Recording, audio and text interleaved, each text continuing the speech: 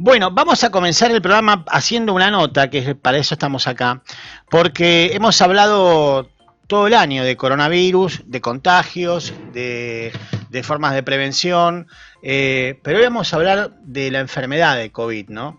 Y básicamente de algo que le pasa lamentablemente a los enfermos de COVID, que es esto de de lo que le pasa a sus pulmones, ¿no? Porque es un virus que ataca fundamentalmente el sistema respiratorio. Y no hay otra cosa que hacer que hablar con una neumonóloga, y nosotros tenemos acá en San Andrés de Giles a una gran médica neumonóloga, que es la doctora Leda Castelo, que la tengo ahí del otro lado, y la estoy saludando. Hola Leda, ¿cómo andás? Hola, buenas tardes. ¿Cómo te va, Marcelo? Bien, Acá bien, estamos. gracias, gracias por estar ahí. Bueno, No, gracias por la invitación. perfecto. ¿Qué le pasa a una persona que contrae COVID en sus pulmones? Contame. Mira, bueno, uno de los lugares de ingreso del virus es la vía aérea, ¿sí? Si bien puede ingresar por vía digestiva, al tocar las mucosas de la boca, o por los ojos, por eso la protección facial que se utiliza para tratar a los pacientes y estar en contacto cuando van a hacer, por ejemplo, un hisopado, por eso se protegen también los ojos, porque es otra vía de ingreso. Pero principalmente el aparato respiratorio es el más afectado. Sabemos que el 80% de las formas del coronavirus van a cursar de una forma leve, ¿sí? Pero hay un 20% que van a tener cuadros moderados a severos o severos. Ahí está cuando tenemos mayor compromiso respiratorio. Y lo que estamos viendo en la parte, digamos, aguda, aquellos pacientes que se ponen durante más tiempo con fiebre, sobre todo los primeros 3 a 7 días, son los que tienen mayor compromiso pulmonar y mayor compromiso respiratorio. Y son aquellos pacientes que nosotros, el equipo de seguimiento telefónico, son a los que detectamos y que en el área de COVID se les hace la evaluación, se les hace la tomografía, se mide saturación, y son en esos pacientes donde empezamos a ver compromiso de los pulmones con neumonías, ¿sí? La neumonía es un cuadro infeccioso que en este caso es viral, o sea, estamos viendo neumonías virales. Y el compromiso que vemos, como te decía, puede ser un cuadro leve que está comprometido el pulmón, hay neumonía, pero no hay compromiso de la oxigenación, o sea, los pacientes no tienen baja saturación. Son esos pacientes que los vemos que tienen neumonía y que en general por ahí están solo 24 horas en observación y pueden ir a la casa. Y después está el otro grupo que hace neumonía, pero que el compromiso pulmonar es más extenso, más amplio, y se afecta la oxigenación. Y son esos pacientes donde vemos que están internados mucho más tiempo, o en el área de piso de COVID, o que son aquellos pacientes con neumonía con criterios de severidad, que la saturación no mejora con oxígeno común y que hay que pasarlos a terapia intensiva, donde hay veces que se llega al respirador.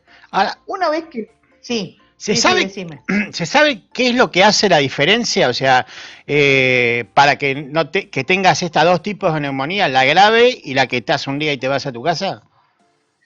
Mira, lo que se presume es que está relacionado con algunos factores del paciente, pero también algunos de los factores del mismo virus.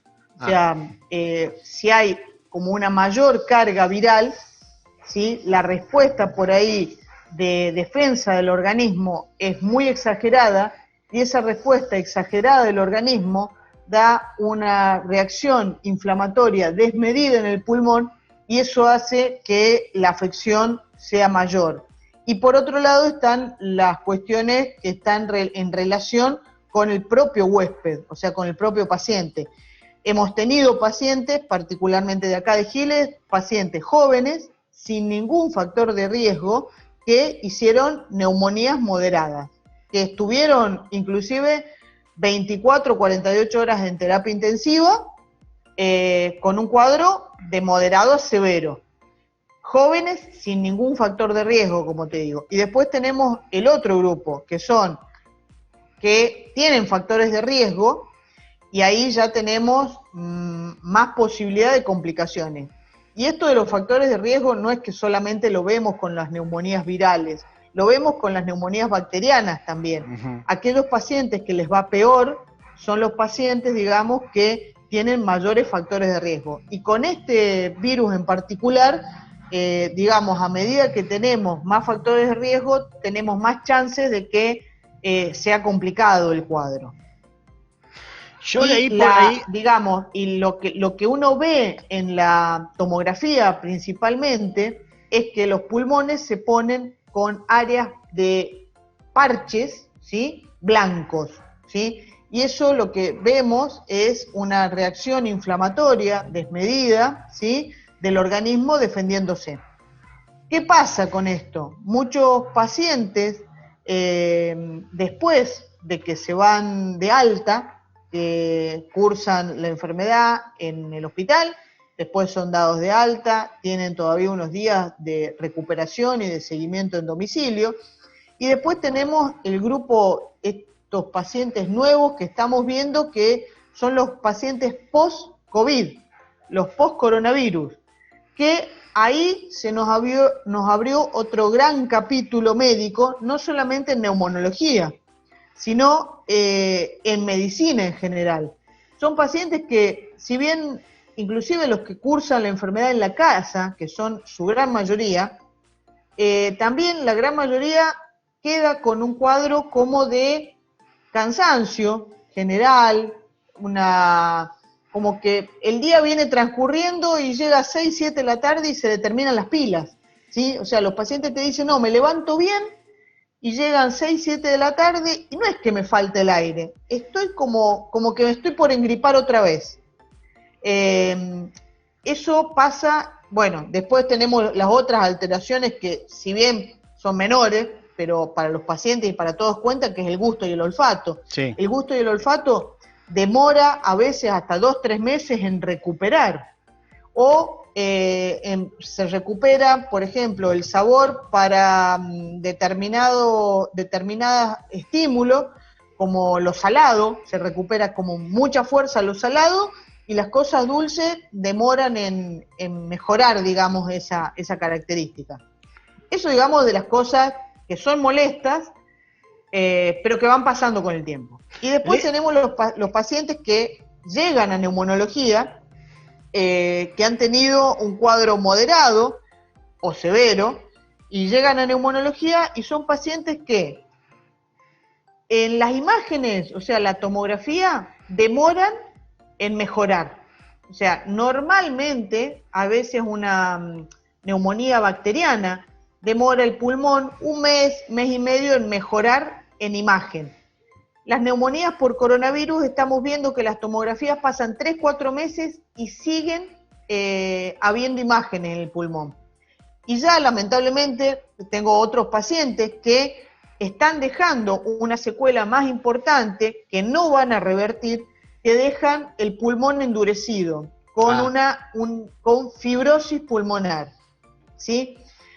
De todo este espectro, los de fibrosis, los que te quedan fibrosados, que es como si fuera un pulmón endurecido, en esos pacientes estamos viendo que están siendo dependientes de oxígeno. Gente que no tenía problemas pulmonares, pero que el coronavirus, como secuela, les está dejando una fibrosis y una dependencia al oxígeno. Y después está el otro espectro de pacientes que el primer tiempo uno les mide la oxigenación y siguen con oxígeno bajo. Caminan y el oxígeno se baja mucho. Entonces, eso también lo estamos viendo que demora en recuperar, a veces 15 días, a veces un mes, y obviamente dependiendo de la actividad laboral que la persona tenga, esto está generando una mayor o menor limitación, porque si hablamos de alguien que hace un trabajo en oficina, Claro.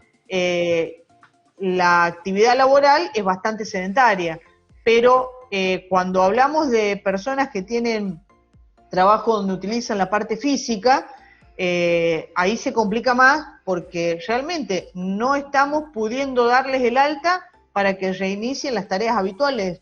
Estamos hablando de gente que por ejemplo trabaja en un frigorífico o trabaja en la construcción, donde realmente dependen de su estado físico para su actividad laboral. O sea que el espectro que estamos viendo de los post-coronavirus es muy amplio. Leda, yo leí por ahí, no sé si será verdad, si es un mito, ¿no? Como vos decís, el virus entra por la vía aérea, pero leí por ahí que se queda unos días en la garganta y tarda en bajar a los pulmones, tarda unos días. ¿Es verdad eso o es un mito? Mira, eso es un mito, igual que cuando hemos empezado a ver otros tipos de reacciones, ¿no?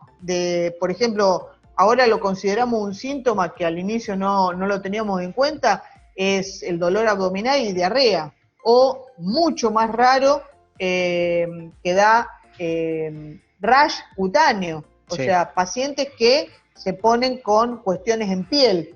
Entonces, son síntomas, bueno, o algún síntoma neurológico un poco más complejo también, ¿sí? El famoso velo, esto que hablan. Exactamente. Así que, digamos, yo a mis pacientes les digo que cada vez aprendemos un poco más, pero la lista de las cosas que todavía no sabemos sigue siendo mucho más larga de las que sabemos, digamos. Lo que sí sabemos, lo poco que sí sabemos es con lo que seguimos insistiendo, que son las medidas de cuidado para tratar de no contagiarnos. Ahora, pero vos sos neumonóloga hace mucho tiempo y has visto un montón de neumonías.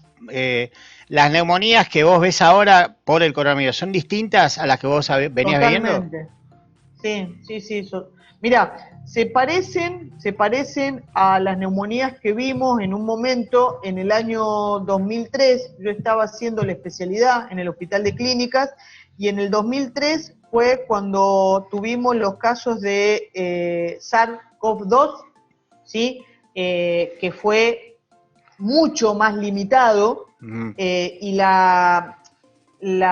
digamos, el nexo era haber viajado a algún país como China, Japón y no mucho más. Entonces eso fue mucho más focalizado y veíamos casos muy raros, pero vimos casos en el Hospital de Clínicas.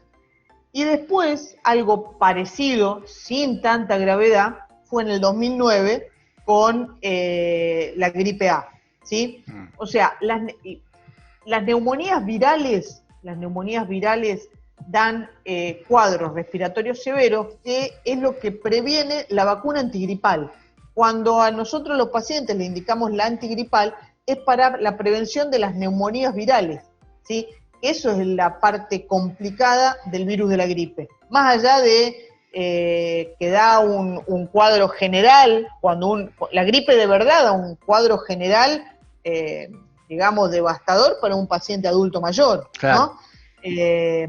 Y las neumonías virales son complejas.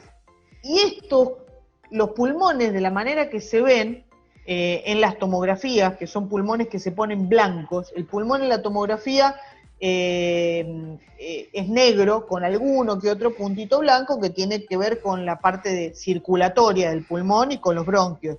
El pulmón, por la neumonía por COVID, se le hacen parches blancos, parches periféricos y blancos, desde la parte superior de los vértices a la parte media y las bases, y todo un parcheado. Eso, y bueno, ¿y cómo quedan los pulmones? Los vemos en cuadros donde llamamos distrés respiratorio, que son, por ejemplo, cuadros de infecciones generalizadas, que dentro del cuadro de infección generalizada se ataca el pulmón. Entonces, son pulmones que se ponen blancos completamente y que son pacientes muy, muy complicados de manejar desde el punto de vista de los respiradores en la terapia intensiva. Son pulmones que los terapistas te dicen es un pulmón que es duro para ventilar. Pero no, como esto, Por eso, lamentablemente por eso no se ve en ningún lado. ¿Por eso se los pone boca abajo a los pacientes? Es para mejorar la parte circulatoria y ventilatoria, ¿sí? Por eso es que se intenta, igual que los pacientes, digamos, no solamente a los de respirador, a los pacientes que tenemos lúcidos, conscientes, que tenemos en la sala de COVID, la indicación es, en la medida que pueden, mantener algunas horas boca abajo para mejorar la oxigenación. Sí, sí. Es Leda, otra de las... Gracias por esto. Sí. La verdad que nos encantó hablar con vos. Gracias a vos por interesarse. Estamos, digamos, está toda la gente cansada de escuchar coronavirus, pero saber de las consecuencias y de lo que estamos viendo los médicos de los post-COVID, eso yo creo que también tiene que llamar a un punto a la reflexión de por qué estamos insistiendo o sea, no es solamente que pasamos, zafamos, sino lo que estamos viendo posterior. Las secuelas.